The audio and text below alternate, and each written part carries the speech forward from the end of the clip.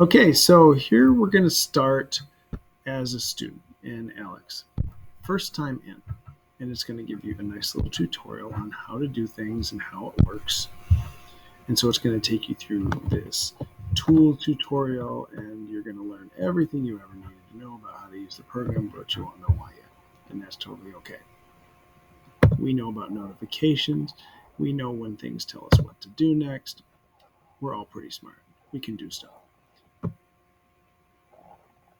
Now, at the end of all this, it's going to make sure you know how to put in answers. I think it's going to tell me to do really complicated things like type the number 14. But if you typed it wrong, you can hit this clear button, or you could backspace, or you could undo. You could do any of those things. So it says that I'm looking successful.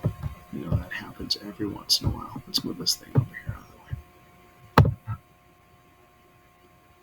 way. Once we get through that, it's going to say, hey, here's how you make a fraction. So I'm going to go and either push the button. I'm going to type a number in the top. Let's type it 2. Then I can click down there, or I can arrow to the right. I'm going to do what it says. Feeling compliant today. And then it's going to tell me to move on and do it another way. Remember, you can also use the division symbol, which is under the question mark on your keyboard. Now we're going to enter a mixed number because we do a lot of that, right? Yeah, sure, maybe we have baking class, who knows? And then when I hit the button after that, it's going to put the fractional part. So we're going to do 3 and 6 what's? 3 and 6 sevenths. That's very common in my life, sure. And what else do we have? And then the calculator. Now it's going to give you the calculator when you're allowed to use it. Sometimes they'll have the slash through it. That means no, don't use the calculator. That means don't go type it into another tab. Don't use something else. Down here, find addition. I'm going to put in the 9 because nobody knows that 31 plus 9 is 40. Now we do. Look, I completed the tool tutorial, and it's going to say, hey, guess what? I'm going to do my initial knowledge check now. And it's going to start to give me some problems so it assesses where I am. Okay? It's going to tell you that you should stay focused, no watching videos and going to the kitchen and making snacks and stuff like that. Stay off your phones. Have your notebook on your side with something to write with or a couple things. Do it yourself because this is about what you can do.